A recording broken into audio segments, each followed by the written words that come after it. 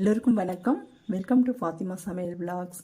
இன்றைக்கி நம்ம என்ன செய்ய போகிறோம் அப்படின்னா, முருங்கைக்காய் கத்திரிக்காய் வச்சு ஒரு கிரேவி தாங்க செய்ய போகிறோம். வாங்க எப்படி செய்யறதுன்னு பார்க்கலாம்.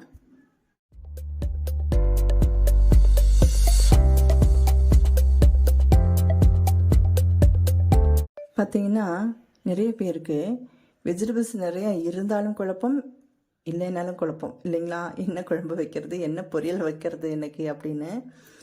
அந்த மாதிரி தாங்க நானும் யோசித்து பார்த்திங்கன்னா, இந்த முருங்கைக்காய் ஒரு 4-5 நாள் இருக்குங்க வாங்கி வச்சு காஞ்சி போச்சு பாருங்கள். ஃப்ரிட்ஜில் வச்சுருந்தேன், ஏன்னா நீளமாக வைக்க முடியல அப்படின்னு 2ஆக கட் பண்ணி வச்சுருந்தேன். அப்புறம் இப்போ தான் திடீர்னு யோசனை வந்துச்சு, சரி ஒரு கிரேவி மாதிரி வச்சிடலாமே அப்படின்னு. கத்திரிக்காயும் அதே மாதிரி இருந்துச்சுங்க. கத்திரிக்காய் வந்து பார்த்திங்கன்னா ஒரு டிப்ஸு சொல்கிறேன் உங்களுக்கு நான். அதாவது கத்திரிக்காயை வந்து நீங்கள் ஃப்ரிட்ஜில் வைக்காதீங்க, சரிங்களா? வெளியில் வைங்க. வெளியில் வந்து ஒரு அலுமினிய பாத்திரம் இருக்குது இல்லைங்களா, ஏதாவது ஒரு சட்டி அது இது பாத்திரம் ஏதோ ஒன்று இருக்கும் இல்லைங்களா. சில்வர் பாத்திரம் வேண்டாங்க, அலுமினியத்தில் வந்து நீங்கள் வந்து அந்த பாத்திரத்தில் போட்டு நீங்கள் வச்சுட்டிங்கனாக்கா சும்மா ஒரு மூடி போட்டு வச்சுருங்க. இல்லாட்டி ஒரு கேரி பேக் இருந்தால் அதில் கூட போட்டு வச்சுருங்க. போட்டு வச்சா இந்த கத்திரிக்காய் வந்து ஒரு 10 நாளைக்கு கூட இப்படி ஃப்ரெஷ்ஷாகவே இருக்குங்க. நீங்கள் வேணால் நீங்கள் வச்சு பாருங்கள், ஃப்ரிட்ஜில் வச்சு பாருங்கள். கத்திரிக்காய் வந்து கருத்து போயிடும், சரிங்களா? எல்லா வெஜிடபிள்ஸ் வைக்கலாம், தக்காளி சில வெஜிடபிள்ஸ் எல்லாம் வைக்கக்கூடாது, சரிங்களா? இதே கேரட், பீன்ஸ் இந்த மாதிரி வந்து பார்த்திங்கன்னா கோஸ், காலிஃப்ளவர் இந்த மாதிரி நிறைய வெஜிடபிள்ஸ் எல்லாம் வச்சுக்கலாம், சரிங்களா? ஆனால் கத்திரிக்காய், கிழங்கு, தக்காளி இதெல்லாம் வந்து ஃப்ரிட்ஜில் வைக்காதீங்க, சரிங்களா? நான் வளவலன்னு பேச விரும்பலை. அப்புறம் என்னடா இது இந்த லேடி பேசிகிட்டே இருக்காங்களேன்னு நினைப்பீங்க. ஓகே, நம்ம வந்து டைரெக்டாக நம்ம கிரேவி செய்ய ஆரம்பிக்கலாம், ஓகேங்களா? நம்ம வந்து கத்திரிக்காய் கிரேவி செய்ய ஆரம்பிக்கலாங்களா? கத்திரிக்காய் வந்து பார்த்திங்கன்னா கட் பண்ணி வச்சாச்சு. இது பார்த்திங்கன்னா ஒரு 4-5 நாள் இருக்குங்க. நான் அது வாங்கி வச்சு வெளியிலேயே தான் வச்சுருந்தேன். நான் சொன்ன மாதிரி இப்போ கேரி பேக்கில் போட்டு பாத்திரத்தில் வச்சுருந்தேன், அலுமினியம் பாத்திரத்தில். ஃப்ரெஷ்ஷாகவே இருந்துச்சு.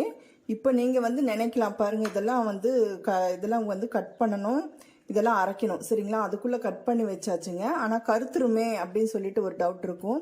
அதுக்கு ஒரு டிப்ஸ் சொல்கிறேன், சரிங்களா? தயிர் இருக்கு இல்லையா, தயிர் கொஞ்சம் இதில் போட்டுக்கலாம். தயிர் போட்டுட்டு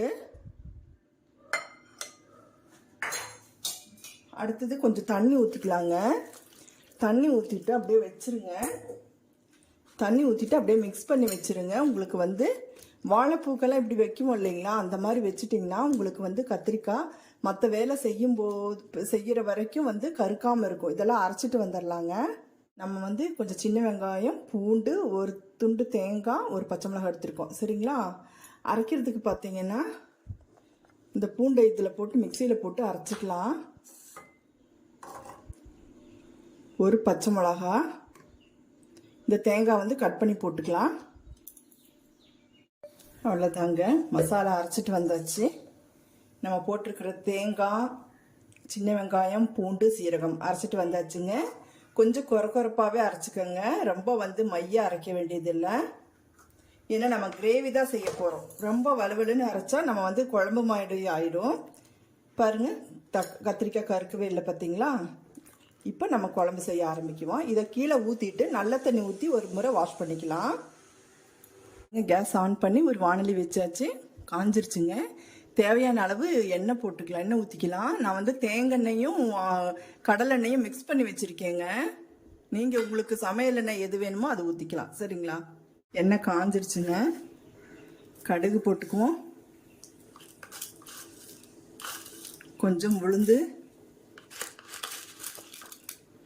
கொஞ்சம் கடலைப்பருப்பு பொரிஞ்சிருச்சுங்க. கருவேப்பிலை கொஞ்சம் போட்டுக்கலாம், கொஞ்சம் சீரகம், வெங்காயம் போட்டுக்கலாம். வெங்காயம் வந்து ஒரு 100 கிராம் அளவுக்கு கட் பண்ணிக்கோங்க, சரிங்களா? இல்லை சப்போஸ் உங்களுக்கு இப்போ சின்ன வெங்காயம் இல்லை கட் பண்ண முடியல, அவசரமாக இருக்குது அப்படின்னா நீங்கள் பெரிய வெங்காயம் கூட போட்டுக்கலாம், ஒன்றும் தப்பு இல்லை, சரிங்களா? ஏன்னா சின்ன வெங்காயம் போட்டால் கொஞ்சம் டேஸ்ட்டாக இருக்கும், அவ்வளோதான். சாம்பார் தூள் ஒரு சின்ன டீஸ்பூன் அளவு போட்டுக்கலாம். ஒரே ஒரு தக்காளி கட் பண்ணியிருக்கீங்க, அதையும் போட்டுக்கலாம். மஞ்சள் தூள் கொஞ்சம் போட்டுக்கலாம். அப்புறம் மிளகாய் தூள் சின்ன டீஸ்பூன் அளவு போட்டுக்கலாம். கத்திரிக்காய், முருங்கைக்காய் போட்டுக்கலாம், சரிங்களா? கத்திரிக்காய் பாருங்கள் கருக்கவே இல்லை பாருங்கள், அப்படியே இருக்குது பாருங்கள். நீங்கள் வந்து மோர் எல்லாம் ஊற்றி இது பண்ணி வச்சுருக்கறனால நீங்கள் வந்து ஒரு 2 முறை வாஷ் பண்ணிக்கோங்க.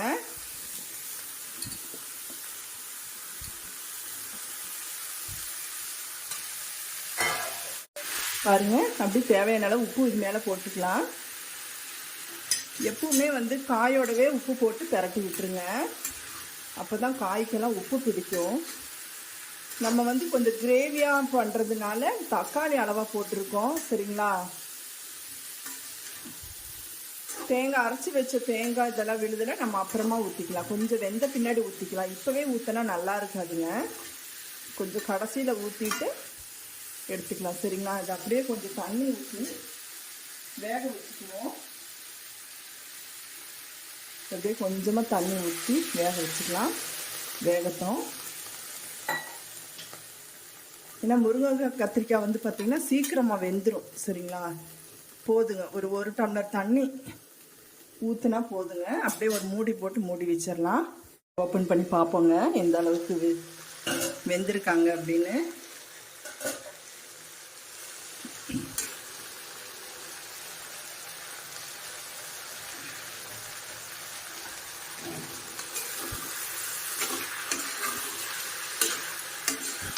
பாருங்க, நல்லா வெந்துருச்சு. பாருங்க, சூப்பராக வெந்துருச்சுங்க. இதுக்கு மேலே வெந்தாலும் நல்லா இருக்காது. இந்த ஸ்டேஜில் என்ன பண்ணிக்கலாம் அப்படின்னா, நம்ம அரைச்சி வச்ச தேங்காயை ஊற்றிக்கலாம். தேங்காயை அப்படியே ஊற்றிக்கலாங்க.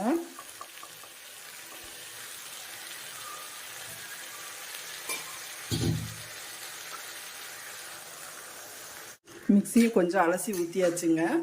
இது ஒரு கொதி வரட்டும். வந்தவுடனே கொத்தமல்லி இலையை போட்டு நம்ம எடுத்துக்கலாம். அவ்வளோதான், முடிஞ்சது. கொஞ்சம் அப்படியே மல்லி இலை போட்டுக்குவோம்.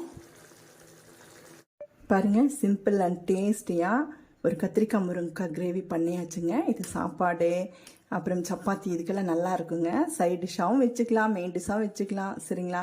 இதுக்கு வந்து பார்த்திங்கன்னா குழம்பே தேவையில்லை. இதுலேயே வந்து சாப்பாடு போட்டு பிசைஞ்சு சாப்பிட்லாம்.